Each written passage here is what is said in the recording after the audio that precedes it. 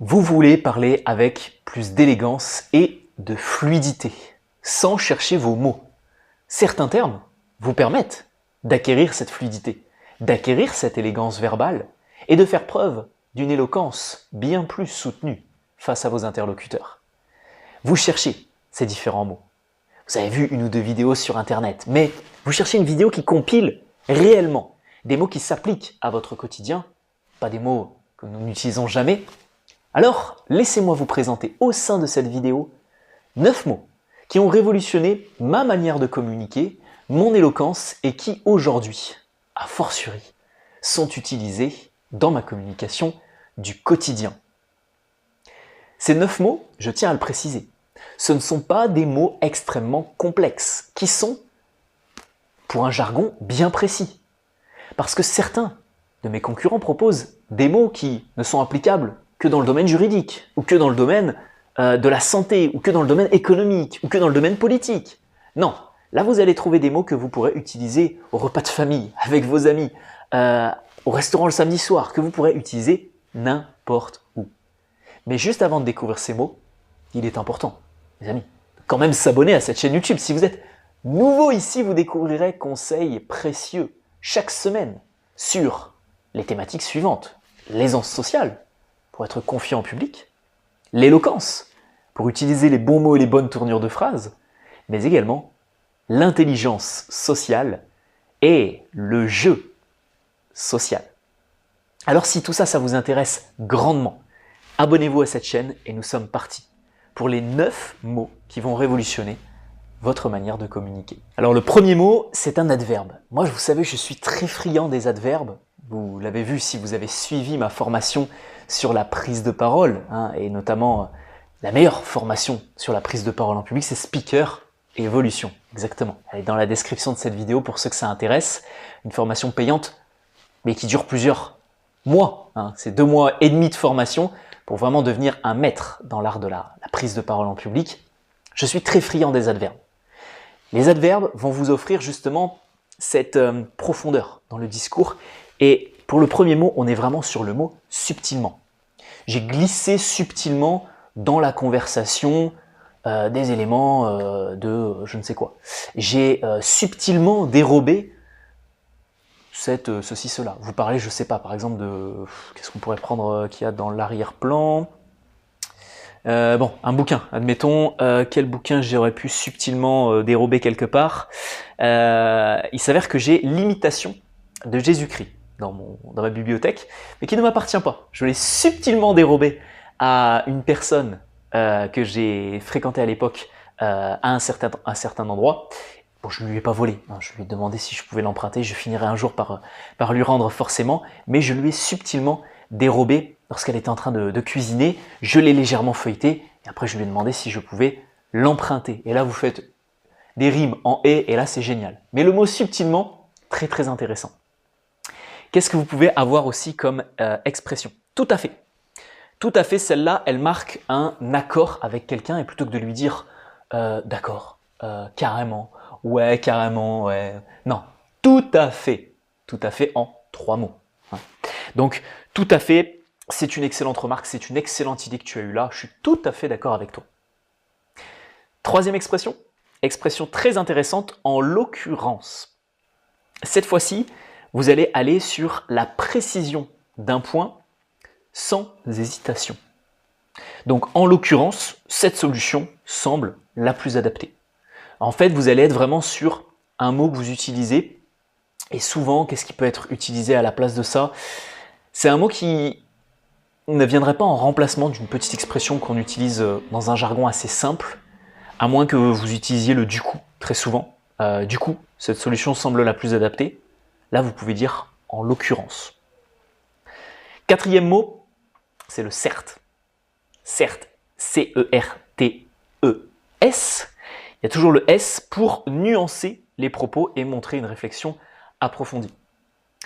Certes, je suis d'accord avec toi, mais il faudra quand même souligner que, ou alors vous pouvez même l'utiliser avec le numéro 1, certes, mais je pense subtilement, ou je pense profondément, je pense intérieurement que nanani nanana. Donc certes, très intéressant, certes, c'est risqué, mais bon, comme on dit, le jeu en vaut la chandelle. Certes, c'est extrêmement intéressant comme mot. Le cinquième, ça c'est une pépite. A fortiori. Alors comment ça s'écrit? Parce que moi j'étais même surpris en découvrant comment ça s'écrivait, parce que je l'utilise à l'oral, ça s'utilise moins à l'écrit, mais je vais quand même vous expliquer comment ça s'écrit. De toute façon, vous l'avez qui s'affiche à l'écran. A, plus loin, fortiori, ça s'écrit fortiori en un seul mot. J'avais demandé à quelques amis d'ailleurs quand j'ai fait le script de la vidéo, comment toi tu écrirais ça? Et il y en a pas mal qui m'ont dit que ça s'écrivait fort, et à côté Siori avec un C ou avec un S, peu importe. Non, c'est en un seul mot. Là c'est pour montrer une évidence, renforcer un argument. Donc, je vous ai mis un exemple. Si déjà c'est compliqué pour un expert, a fortiori, ça le sera pour moi. Vous parlez de cuisine, vous parlez de plomberie, vous parlez d'électricité, il y a un électricien qui vient chez vous. A fortiori, si déjà lui il a du mal à le faire, forcément, heureusement que je ne me suis pas lancé dans ces travaux-là moi-même. Donc, a fortiori, vraiment celui-là à retenir. Pour le sixième mot, vous avez le en somme, qui vient vraiment conclure quelque chose où vous allez résumer avec fluidité et clarté. Et le en somme, j'aime bien l'utiliser avec derrière une, deux ou trois expressions. Si par exemple vous avez développé une idée en 2 points, on va reprendre l'idée des travaux dans la maison, en totale improvisation. Vous achetez un appartement, vous achetez une maison, vous avez 3 choses à faire que vous ne savez pas faire par vous-même. La plomberie, l'électricité et qu'est-ce que vous pourriez faire aussi troisièmement, les choses à l'extérieur. Vous avez des très très grands arbres et le but c'est pas juste de couper un sapin avec un taille-haie, mais c'est vraiment d'aller faire de l'escalade pour couper certaines branches là-haut. A fortiori, vous ne pouvez pas le faire par vous-même. Hein, vous avez l'intime conviction que c'est beaucoup trop subtil pour vous. Et donc forcément, en somme, nous avons ces 3 éléments-là à faire à la maison ou dans notre appartement. En somme, plomberie, électricité et paysagisme, par exemple. Donc en somme, il est aussi très intéressant. Ça évite toujours d'être sur les mêmes expressions, les du coup, les donc, les tu vois, les genres, etc. Les etc. aussi d'ailleurs. 7e point, l'opposition avec quelque chose que votre interlocuteur peut vous dire, c'est le cela dit. Cela dit, je trouve que la dernière fois, tu as déjà donné beaucoup pour cette cause, donc cette fois-ci, je te propose que ce soit moi qui m'investisse beaucoup plus en temps, en heures, en argent, en quoi que ce soit. Cela dit, la dernière fois, tu nous avais dit que tu serais partant pour faire ça sur ce week-end. Je ne comprends pas pourquoi tu as changé d'avis. Cela dit, en 2 mots. 8e point, il va sans dire.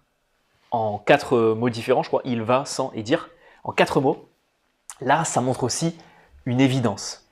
A fortiori, c'était également ça. Il va sans dire, c'est pareil.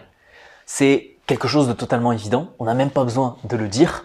Il va sans dire que nous prendrons forcément de quoi nous restaurer avant cette randonnée, pendant cette randonnée, peu importe. Il va sans dire que si nous allons jouer au golf cet après-midi, nous prendrons le temps de manger au restaurant ce midi. Qu'en penses-tu? Là, vous renforcez également votre éloquence avec cette petite expression « il va sans dire ». Ça coule de source, ça montre la fluidité dans ce que vous allez expliquer. Et la 9e expression, juste avant de vous la donner, je tiens à souligner quelque chose et à appuyer. Parce que le but de cette vidéo n'est pas de vous révéler des expressions. J'espère que vous n'en avez appris aucune et j'espère que vous connaissiez déjà ces expressions. Peut-être que la dernière, non, la dernière vous la connaissez peut-être aussi, mais la grande question, c'est pas de connaître ces expressions, ou de les avoir entendues une fois, ou d'avoir ouvert un roman d'Émile Zola, de Maupassant, de je ne sais qui pour avoir lu cette expression, mais c'est de savoir l'utiliser dans votre quotidien. Qu'est-ce que je vous recommande de faire? Je vous recommande pas de prendre les 9 et d'essayer de les marteler tous les jours, de les utiliser un maximum. Je vous recommande d'en prendre une seule de ces 9 expressions et d'essayer de l'intégrer. A fortiori, en d'autres termes, en somme, par conséquent, qu'est-ce que je vous ai donné d'autre aussi? Certes, cela dit, il va sans dire. Et la 9e, en d'autres termes. Je crois que je vous l'ai donné d'ailleurs, je vous l'ai glissé rapidement dans les exemples que je vous ai donnés. En d'autres termes.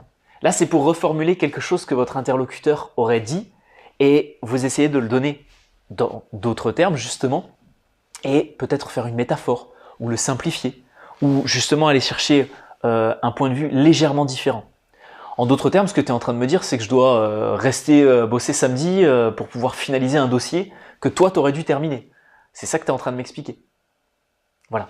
Qu'est-ce que je vous ai noté comme exemple? En d'autres termes, nous devons revoir notre stratégie. C'est ça que tu es en train de me dire avec des mots un peu complexes. Ça fait 4 minutes que tu es en train de me parler là. Ce que tu es en train de m'expliquer, c'est qu'en fait, on doit tout revoir la stratégie là. Voilà. Donc, en d'autres termes, appliquez-le aussi.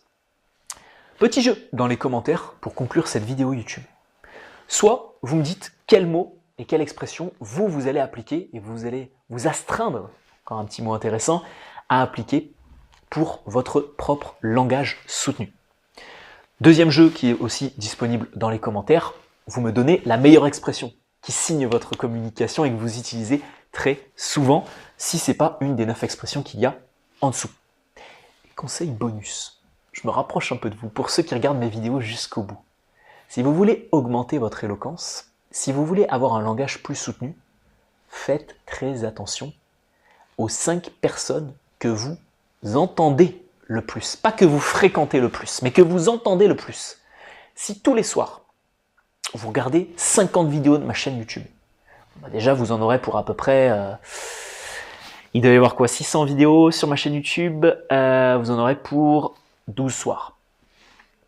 Si tous les soirs, vous écoutez des personnes politiques parler, des personnages politiques, quel que soit le bord politique, si tous les soirs vous écoutez des gens qui sont éloquents, vous écoutez les anciens reportages de l'INA, etc., forcément, votre oreille va s'habituer à ça. Votre oreille va s'habituer à entendre des mots, à lire des mots, si vous lisez beaucoup, mais pas des livres de dev perso, les 4 accords Toltec, nanani, nanana, le pouvoir du moment présent, où c'est un langage très simple et c'est pour du grand public.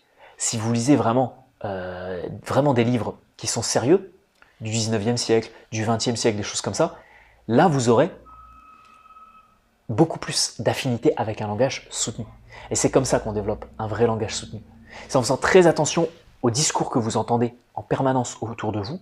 Si vous scrollez sur TikTok toute la journée et que vous voyez « Wesh, je vais te raconter le nouveau story time, nanani, nanana », forcément, l'éloquence, ça va être compliqué. C'est pas avec cette petite vidéo YouTube que vous allez révolutionner la vôtre.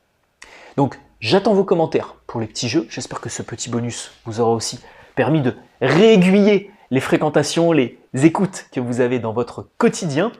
On se retrouve, mes amis, dimanche prochain pour une vidéo sur la méthode R, la méthode A-I-R-E. Je ne vous explique pas à quoi elle sert, mais je pense qu'elle va fortement vous aider.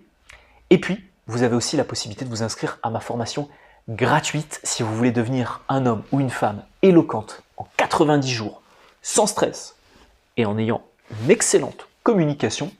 Le lien se retrouve juste ici ou dans la description de cette vidéo. Je vous souhaite une excellente semaine, un excellent dimanche si vous êtes dans les premiers à regarder cette vidéo YouTube. Et je vous dis à dimanche prochain.